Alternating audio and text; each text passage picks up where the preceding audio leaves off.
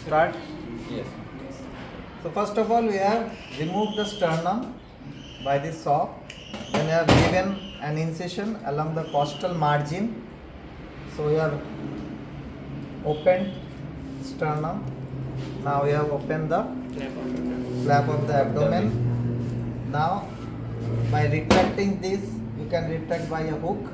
We have first cut off this ligamentum teres hepatis, which is going to the umbilicus. You can see here it is going straight to the umbilicus. So previously it was left umbilical vein, now it is ligamentum teres hepatis. Then we have cut off this falciform ligament. Then we have cut off this left triangular ligament, superior and inferior layer of coronae ligament. Then we have cut off this right triangular ligament. Then upper end of inferior vena cava and lower end of inferior vena cava and porta hepatis. Then we can remove this lever. So we have removed this lever with gallbladder. After that, there will be covering of getaromentum and mesentery here. We have to remove this. After removing this, we'll get to see stomach. Now you can see this stomach. We have to give an incision at abdominal part of esophagus, in a 1.25 centimeter abdominal part of esophagus. We have to give an incision just beyond this green mark. This is the landmark for pyloric sphincter. So we have to give incision distal to this pyloric sphincter. Then we have to remove all the ligaments such as gastrophrenic ligament, gastrosplenic ligament, gastrocolic ligament, and already we have separated from greater omentum. Then we will separate lesser omentum, have already been separated during removal of liver. So this is, we have removed stomach. After that you can see spleen is here.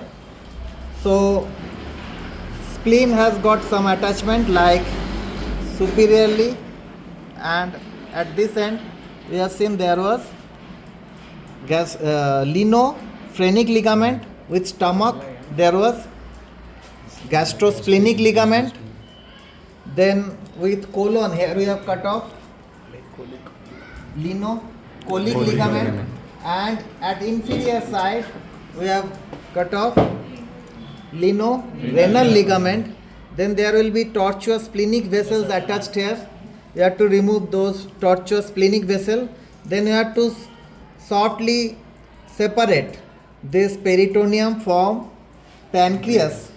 You can see here, this is the anterior border of pancreas. This is the median duct forming the anterior border. Upper border is lobulated, lower border is lobulated, but the intermediate border is stayed due to, it is formed due to median duct. Now we have to remove this pancreas with a small part of duodenum. Already we have separated stomach from the duodenum.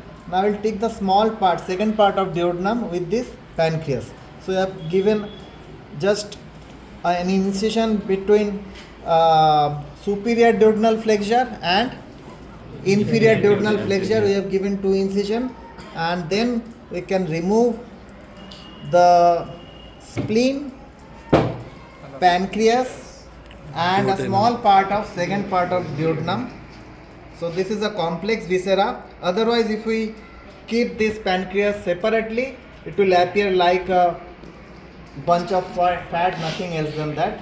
So to identify pancreas, better we keep it with spleen and duodenum. From posterior aspect, we can see the entrance of bile duct, which forms the common bile duct and enters into the duodenum. Now if we cut this duodenum,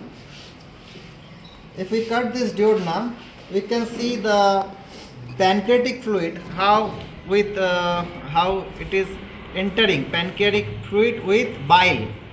It is entering to the duodenum through this opening. This is called as, here you can see, this is major duodenal papilla.